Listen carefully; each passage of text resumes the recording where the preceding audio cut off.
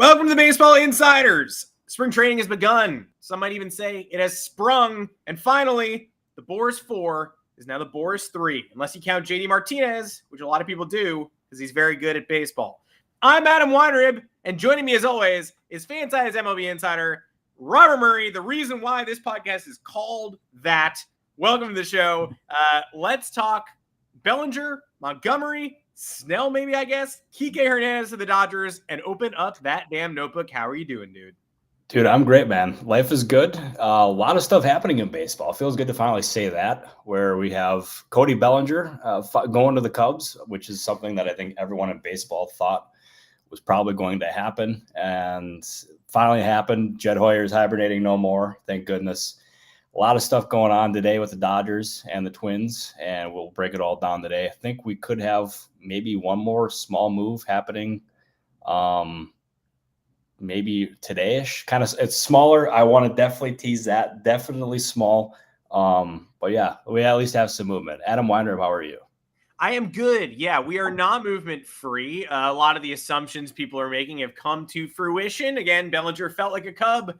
Now Bellinger is a Cub. Will the next couple of assumptions go down the same way? Kik Hernandez gave us a list of 4 finalists before the weekend started and then did not sign with any of them. So clearly there's still some unpredictability left in this offseason to address. Before we get rolling, the Baseball Insiders today is, of course, sponsored by DraftKings. If you have not signed up for DraftKings Sportsbook, make sure you get your first bet on them. New customers will get a second chance bet up to $1,000 when signing up with our promo code BaseballInsider. That means if your first bet loses, you will get your first full wager returned as a bonus bet up to $1,000. Signing up with our code BaseballInsider not only covers your first bet, but also gets you access to daily rewards and other profit boosts. If you're looking to join DraftKings, go download the app and register with our promo code BaseballInsider. Make sure your first bet is covered. This offer is only available to new customers who are 21 plus, physically present, legal gambling states. Please remember to always gamble responsibly. Check the episode description for the full terms of the offer to see if you qualify. And hilariously, we got a question whether either of the two of us really qualify as baseball fans at this point. We waited all offseason for Cody Bellinger to sign. We made fun of different GMs who were and were not asleep. I was asleep when Cody Bellinger signed.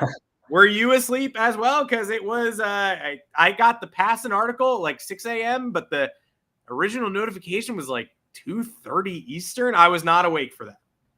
I was absolutely sick about this because I was sleeping and I had the text in my phone saying that it happened and I missed it because I was sound asleep. So everyone joked that Jed Hoyer was hibernating this entire winter, but in reality, all of us were hibernating. We all missed the Cody Bellinger news going back to the Cubs.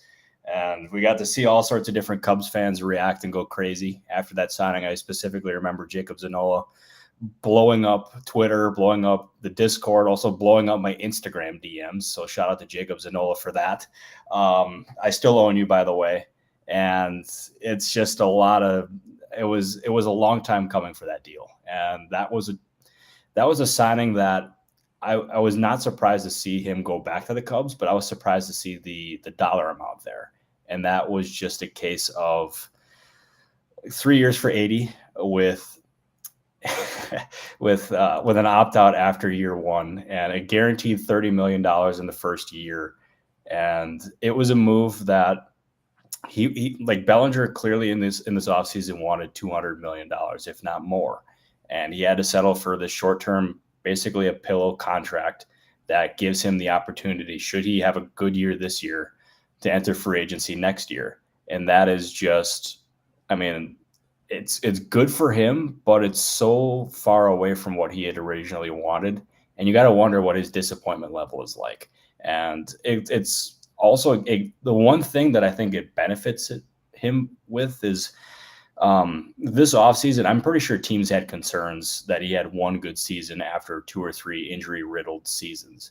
And if he is really good next year, then he can enter the market and have 2 really good seasons since those injuries. And I think that would make him much more likely to get a big contract like that. If he ends up blowing out this year and is not very good, then he's basically got $80 million guaranteed because he can just opt into the remaining years of his Cubs contract. So not what he wanted. I can see why Boras and Bellinger ended up taking that deal, but Yeah, just a wild turn of events, and it just so happened that Jed Hoyer just flipped the script on us. He wasn't hibernating, but turns out we were. Yeah, he was the only one not hibernating. It's $30 million for next year, and he can opt out if he'd like to into a free agent market that also includes Juan Soto and like Scott Boras being kind of distracted by the Juan Soto market. I think the most troubling thing here is, look, hey, if you want to go back to Cubbies, if you want to take that deal, clearly he did, and Scott Boras' proclivity is long-term deals, and he got Boras to not hold out any longer for a longer term deal. So Boras bent to Bellinger's will, it would seem. But the Cubs, the team that wanted Bellinger the most, were not willing to offer a long-term pact, and especially not at the monetary sum that they were hoping for. So even the team that believed in him the most only believed in him to the point of, we're willing to risk up to 3 years, but we understand this might only be a 1-year deal. You might be gone again next offseason. If I were Bellinger, I wouldn't be thrilled about the possibility of trying this all again. We were told that last year, like after let's say he has the same year he did last year, this year, we're going to have to hear the same thing. We're going to have to hear, but he did it 2 years in a row. Can he do it 3 years? Is he going to start breaking down from this point forward? Like, is anyone ever going to believe in Bellinger's stability, or are we just going to have to do this every single year? Maybe after his age 31 season, if he plays out this entire 3-year deal in Chicago. No, exactly. It's a good question. I think people are going to believe it more if he ends up having a year similar to what he had last year. I think that would end up giving teams a lot more certainty into the player that he is and will be. And just the injury concern that he had coming off that season with the Dodgers, I think was real. And basically, this is kind of how it was for Bellinger. If he ended up signing with the Cubs on that deal last year and he ended up having a really down year, then he was probably looking at a fringe major league deal or even a minor league deal. And in turn, he ended up turning into $80 million or potentially $80 million. And for him, that's a win. And this season is going to be absolutely crucial for what his future contract is going to look like. And honestly, it's just a case of they got to. It's just it all comes down to his performance. Is basically how it is what it is. And if he performs, then I think $200 million looks really realistic. And that's the risk that Bellinger and Boras were willing to take. They bet on themselves last year. Clearly, they're willing to do it again. And I'm really curious now what exactly this means for the next of the Boras guys, because it's I don't think Bellinger's case is exactly the same as the other guys, at least as of this point. Well, you know who else is curious about what it means for the rest of the Boras guys? Our entire comment section, which typically includes 15 to 20 Red Sox fans at any given time. Jordan Montgomery, again, still on the market. So is Blake Snell. Snell feels maybe like less of the focus at this juncture just because there was some nonsensical Yankees buzz we talked about on the last couple of shows. Jack Curry went on the Yanks Yes Network broadcast yesterday. The spring training game basically said, don't see that happening. And when Jack Curry speaks, you should listen. That would leave the Angels, the Giants, I guess. But obviously Blake Snell at home right now playing Fortnite.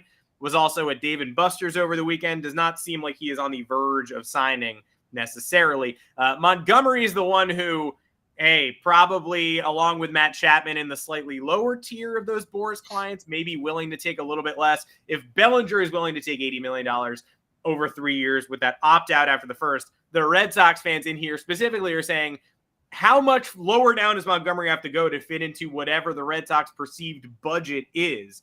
Do you have any more updates on what Breslow is looking for there with Boston? How recently the contact has taken place between the two parties? Because I know Peter Gammons got everybody in a little bit of a fit this morning by saying an NL executive said they had a good Zoom call at some point. What's the latest on Jordan Montgomery, the contract structure, and the Boston Red Sox? Yeah, as far as Montgomery and the Red Sox, like they had a meeting, they had a Zoom meeting. It happened 2 weeks ago from what I've gathered, and Alex Cora confirmed it today. And basically what I was told as of yesterday or some point this weekend was that nothing had changed as far as the Red Sox and the Montgomery negotiations, because nothing has been close. And that just, to my understanding, as of this weekend, nothing had changed. I have not heard any updates as far as today, but that is currently the latest information that I have. As far as just Montgomery as a whole, to me, if he ends up going for a lesser contract, or when I say lesser contract, I mean a shorter term deal, I think that could put the Rangers more in play just because of their uncertainty as far as the TV deal. They obviously only got a 1-year TV deal this year. And after that, it's just a giant question mark. And I think a short-term deal would be more plausible and something that they'd be easier to stomach rather than a long-term deal. And to me, if I was Montgomery, or if I was a team pursuing Montgomery, I think I'd push pretty hard for him because he's someone that I'm very high on. Obviously, he's got big-time postseason experience and was key for the Rangers during their World Series run. And he's proven he's done it in New York, in St. Louis, and now Texas. So clearly he can pitch. Yeah, and as far as Blake Snell too, the Yankees buzz what happened? What was it, last Wednesday or last Thursday or whatever that was? Yeah, when Marty Mush lit the internet on fire. Yeah, because it's like, yeah, it was crazy. And Marty Mush and then a bunch of other people ended up tweeting about Snell and the Yankees. My understanding is the same as Curry's. At least as of this point, it's unlikely going to happen. So that would end up leaving, say, the Giants, the Angels, or it could leave some other team to swoop in here. I don't necessarily know who it could be for Snell. That contract, to me, I don't even have a good guess as far as that. Just there's so much uncertainty there, and you just don't know what teams are going to be in. This is something, it could apply for all the Boras guys, but one thing we have not heard this offseason is the mystery team. And I'm wondering when exactly that is going to rear its head. Or I think another thing that Boras is probably what's going to end up helping him out is a spring training injury where some team loses a starter, some team loses a bat in the infield, or loses a DH, because that would really get him in a position where he can take advantage of a team's desperation. But as of this point, we have not gotten that. And at least as of this point, I have not heard anything about a mystery team. So who knows? Could there potentially be a mystery team in the National League East that wears peas on their red hats? I don't know. I'm just baselessly speculating. I thought the Mets could be, you want to talk spring training injuries and desperation.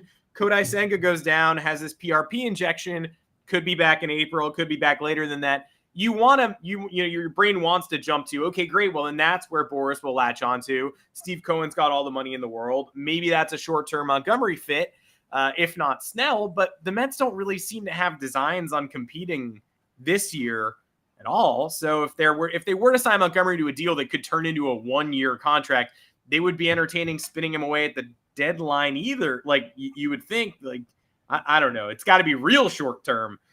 So I guess that's a no on the New York Mets, just because it doesn't necessarily fit into those plans. But as the comment section is noting, Marty Mush, maybe not the greatest week in terms of deciding where Blake Snell goes, but he did in fact get 2 hits off Trevor Bauer in a Barstool Sports showcase. So he's got that going for him. Not exactly a ringing endorsement of Trevor Bauer's current arsenal.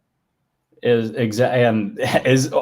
Jimbo here in the comments? Is he trying to break news to us here? Yeah, who you, Jimbo? Yeah, are you Jim Montgomery? Are you like in the Phillies front office? We would love some updates there when you got them. Yeah, no, exactly. So, I don't know if I'm supposed to check on that, but that caught my attention. Sorry about that, Adam. I got distracted there. What was that last one you had said? Well, today is Trevor Larnach's birthday, so I don't know if it would be a tough day for him to get traded to the Philadelphia Phillies. The Twins tweeted it like 2 hours ago, so keep your eyes on that. Yeah, we have seen movement though on guys' birthdays. All of a sudden, like especially an NFL cut-down day, I've noticed the guys, they say happy birthday. Oh, hey, congrats, we're cutting you now. That's always tough. Hey, happy birthday! Go directly to the unemployment line. Congrats. I was just thinking about the Mets felt like that injury desperation team.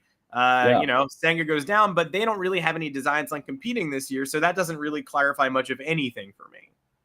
No, exactly. And for me, it's like that injury, as soon as I ended up seeing that reporter that he ended up dealing with was diagnosed with the shoulder injury, my mind immediately went to the fact that they could end up pursuing either a Montgomery or a Snell type. And my understanding as of this point is that they are not going to be shopping down that aisle. I don't necessarily think that's likely. I don't think that's something that they want to do.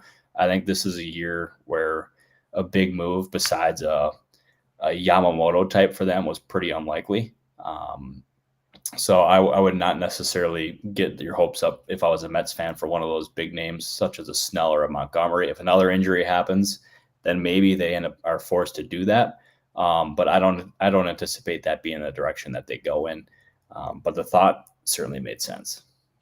And shout out to my college friend who diagnosed Cody Bellinger with that shoulder injury in his first year as a Mets member of the Mets training staff. So boo him, I guess. No, don't. He's a great guy. Good doctor. Yeah, no, hey, congrats to him. That's we love that. Your connections, Adam. Sources tell Adam Weinrib. That's incredible. You got clean source. Yeah, clean source. We didn't know. There you go, everybody. So ask me your Mets medical questions if you got them. Couple of commenters wondering though the legitimacy sort of this. Of course, there are some Angels commenters in here, and Mark Feinsand sort of insinuated over the weekend like, hey, if it's not Snell for the Angels, maybe it's Montgomery, and his gut feeling is they end up with one of the two. Obviously, if the Yankees are out on Snell, either long or short term, which it sounds like they are, that only strengthens the Angels' position there. And Boras and Snell seem more than willing to wait to see if more teams will hop into that pot. But it does feel like the Angels are pretty involved here. Is that just unnecessary, yapping, or is that real smoke? Yeah, I saw what Mark Feinsand had written, and with Artie Moreno, you can't necessarily rule anything out. We've talked about it plenty on this show that he's just as unpredictable as they come. And if all of a sudden he wakes up one morning and wants to make a big move, then that can happen just on a dime. And as what I will say, as far as the Angels, we've seen Mike Trout publicly speak out and say that he wants to add another big name to the roster to try to compete this year. And we've seen Ron Washington say that he's open to it. We've seen Perry specifically told me that it's something that they won't rule out. It just got to make sense on a financial and a fit front. And I mean, we've seen the organizational support. So that being said, I don't think you can rule anything out with the Angels. They clearly are open to it. I think at this point, it's probably something that's just going to depend on the price. And if the prices continue to come down, like we saw what happened with Bellinger, then I think that could definitely put them in play. I don't think they're going to spend top dollar for any of these players. Don't get me wrong. But I think if the fit makes sense and the price also matches, then I think that's something that they could pounce on. But would I say it's a certainty or it appears destined or however it was worded?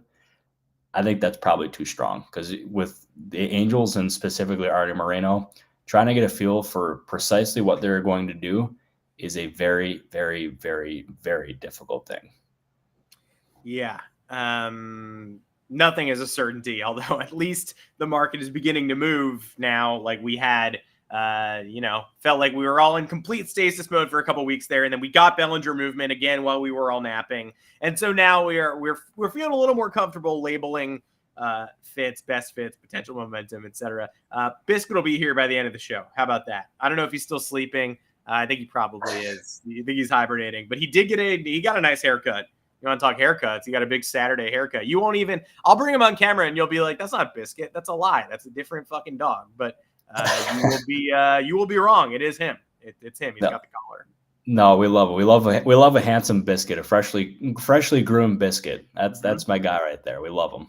Good boy. Very good boy. Short-haired boy. Well, speaking of beloved reunions, Kik Hernandez to the Dodgers. The Dodgers fans love Kik almost as much as we love Biscuit.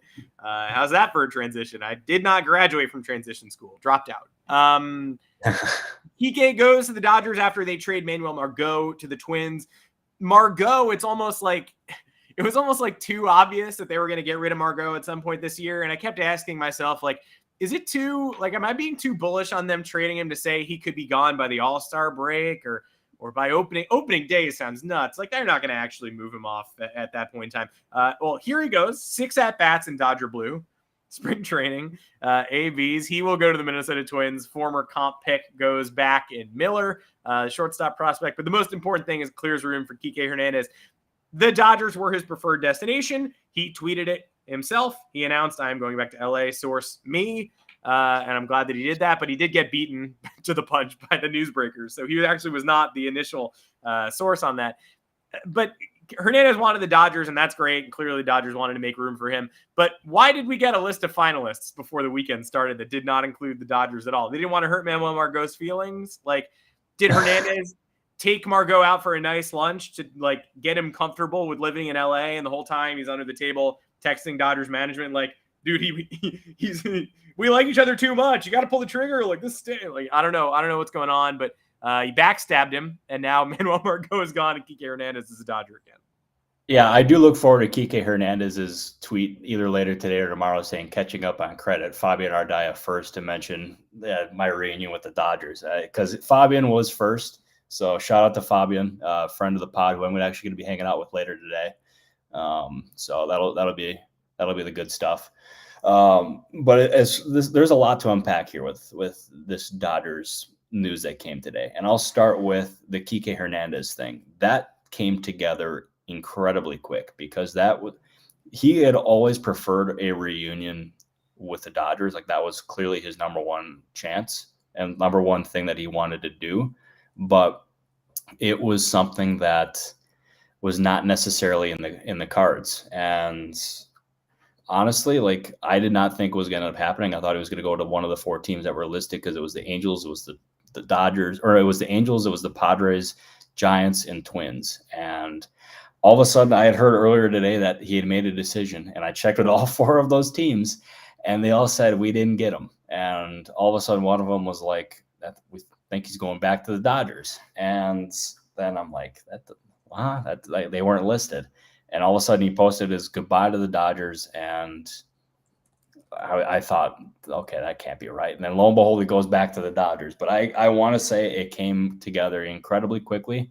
He was looking at either one of those 4 teams, and it ended up playing out this way. And as far as Margo, I had heard right after the Dodgers acquired him from the Rays that they were that they were open to moving him. And they did not find a taker until now.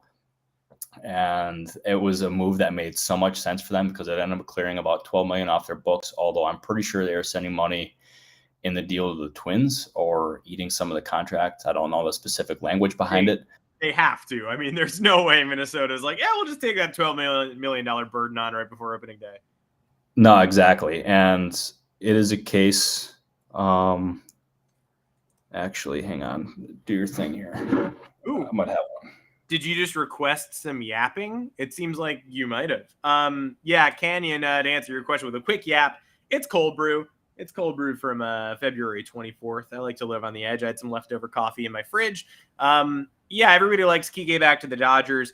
Margo to the Twins, like the comment said, Buxton Insurance. But that's the most expensive insurance policy you can take out on somebody like Byron Buxton. It's not just a minor. It's not Kyle Farmer. It's not somebody from within the system. It's not Edward Julian takes some reps in center. This is a $12 million player who is known as an elite defender, known as someone who can obviously handle center field capably. But we're not sure what the bat is on Margo. And the bat, whatever it is, definitely does not match the salary. That's a reason why the Rays were so willing to explore such a deal. The reason why he was sort of just tacked into a Glass Now trade was like, hey, we don't even really want this guy on the active roster. So you know what? Help us relieve that financial burden.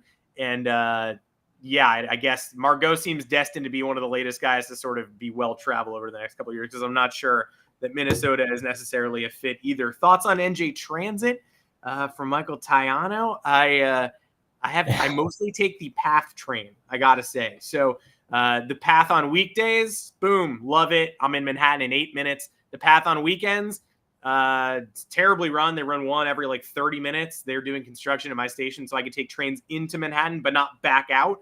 That's absurd. And the other day I went there and we brought biscuit, actually, and it smelled like shoe polish or some sort of poisonous lacquer for like 25 minutes while we waited for the train. And I was a little woozy. I had a headache in my temples. I can't imagine can't imagine Biscuit loved that either. So I actually did go Karen. I started tweeting at the Path Train, and then they tweeted back at me, and then I immediately felt like shit because I was like, man, I don't want to tweet.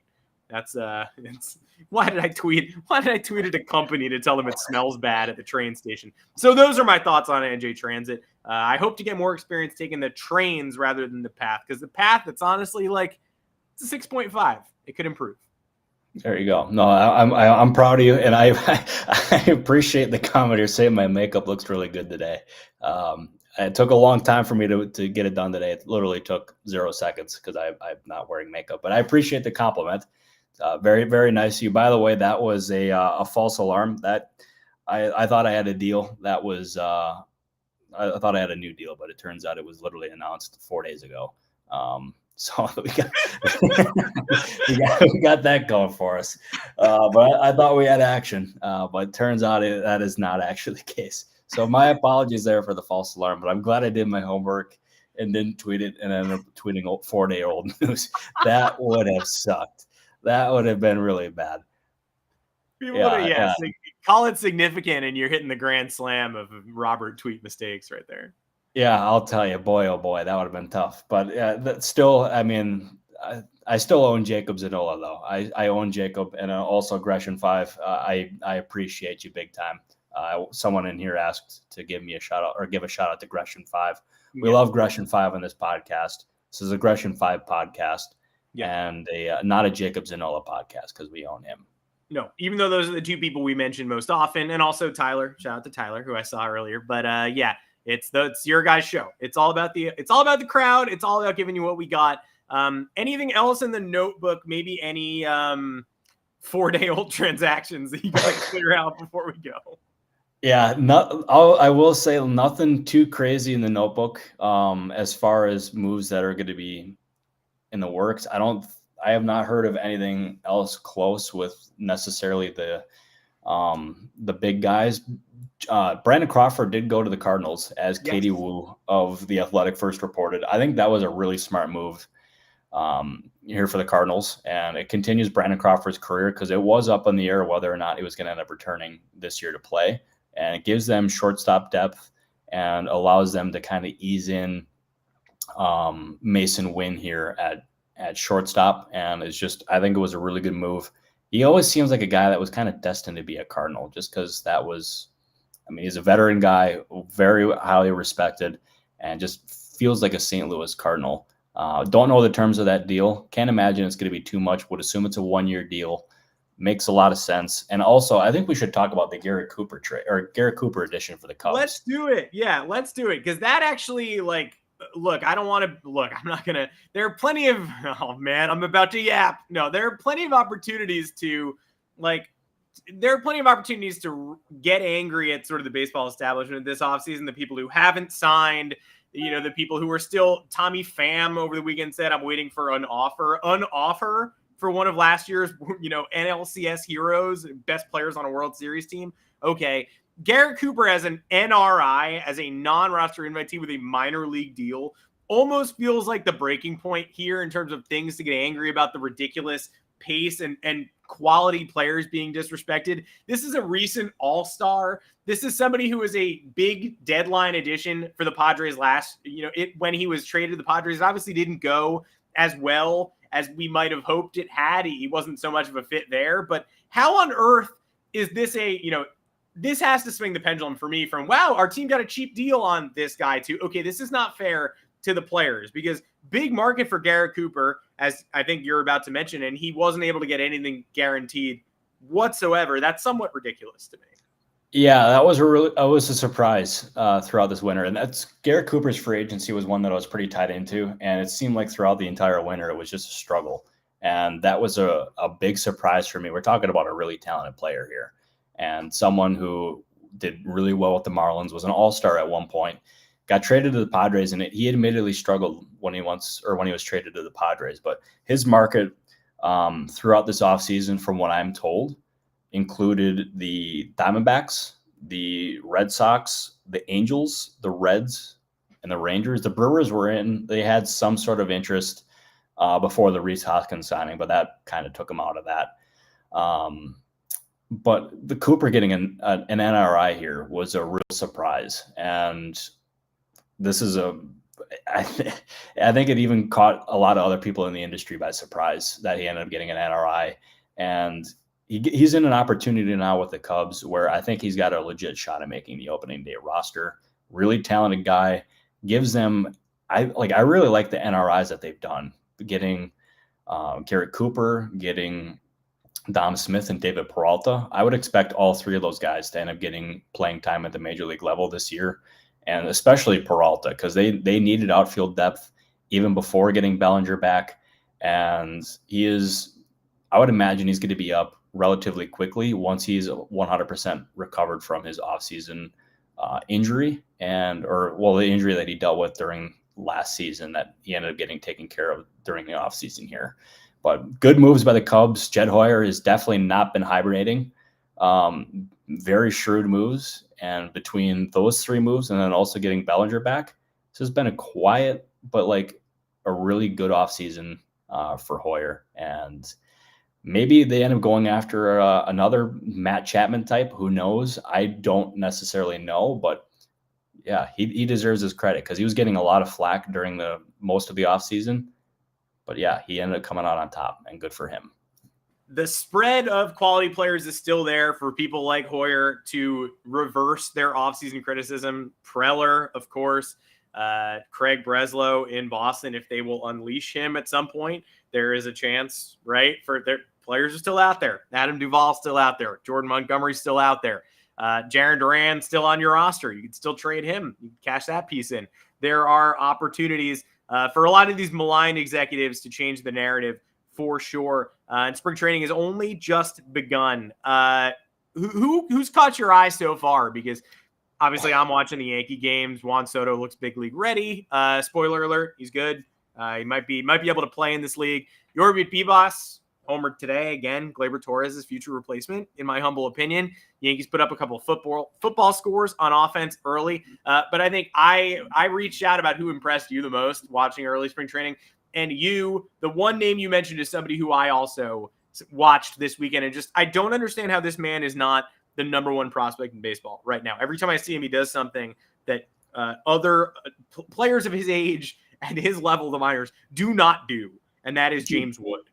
Exactly. And before I talk about James Wood here, I want to, dude, don't aggregate what I just said about Chapman. Because it was literally me not connecting. There was no sources behind that whatsoever. Want to make that abundantly clear because that was not me reporting anything. That was just me talking about just a potential fit that I think makes sense. Nothing more. Things that can't be ruled out at this juncture if he wants to put a cap and a bow on his offseason. But speaking of cap and bow, James Wood looks like a captain. Yeah.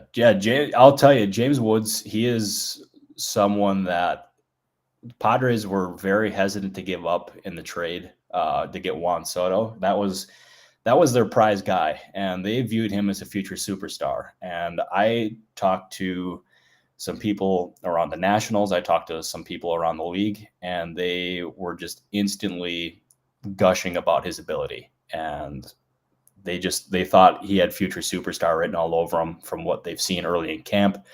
And that could end up being just an absolute coup for the Nationals here. And they got some very talented players in that trade. That was one of the biggest trades in baseball history. And that could end up being a big part of what ends up being their future going forward. And the James Woods addition, though, could end up being their most important and most prominent because he just has a look of a future superstar. And another player that shined early on in spring training, he only made one appearance so far. I mean, most of these guys have, to be fair.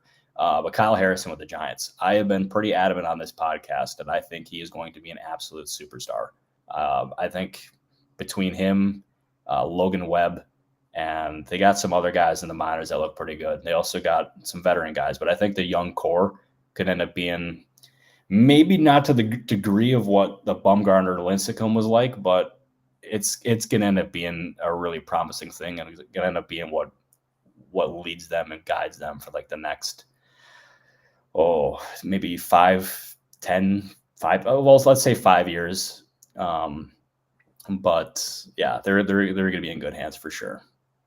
Yeah, the lesson here being if you have Juan Soto with a chance to trade him, you probably should. So congrats to the Padres, Michael King and Drew Thorpe, also studs. Well, that is it for today's edition of the Baseball Insiders. We got a little movement. We got motion. And hopefully we got more coming up for everybody. Shout out to your questions. As always, shout out to the regular commenters.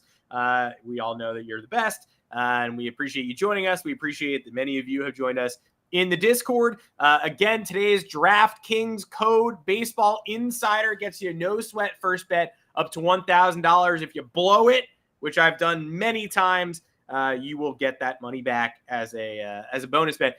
Robert, do you want to yap for like 15 seconds while I go grab Biscuit? Oh, I can definitely yap for 15 seconds here. By the way, Andrew Lee, I see you talking here about the Padres. Jackson Merrill has really opened some eyes early on in Padres camp, and he's someone that I plan on having a lot of conversations with during spring training here, and he is someone that I think also has a future superstar written all over him. That is a guy that I would absolutely keep an eye on, possibly even as early as spring or as opening day. And look who it is. It's Biscuit. It's the tired buddy. I woke him up. But he's here to say what's up to you, Robert. He's here to say what's up to the fam in the comments. And he's here to check in on Trevor Larnach to the Phillies, which to him sounds like a pretty good fit. Prospect who does need a new start, maybe a fresh start elsewhere outside of Minnesota. So shout out to everybody here who joined us. You earned a biscuit today. You more than earned a biscuit today. You've been the best. And we'll see you later in the week to Thursday, 3:30 Eastern time. I'll be sliding right in here and we'll do another update for everybody. Biscuit's such a buddy. Oh my goodness gracious. Biscuit's an all-time. Biscuit's an all-timer. Do you guys recognize him? I swear it's the same dog. Like, I understand that he got the cut, but it is the same guy. Yeah, no, I'm telling you, that is probably the cutest dog. Well, definitely the cutest dog that's ever been on this podcast. We absolutely love it. Biscuit, welcome. Yeah, you already own Jacob, so that's shout out to Biscuit. Yeah, yes, you do. All right, buddy. What do we say? Okay, so we'll see everybody here on Thursday, 3:30 Eastern. For Robert Murray, I'm Adam Weinrib. Take care, everybody. Thank you, everybody.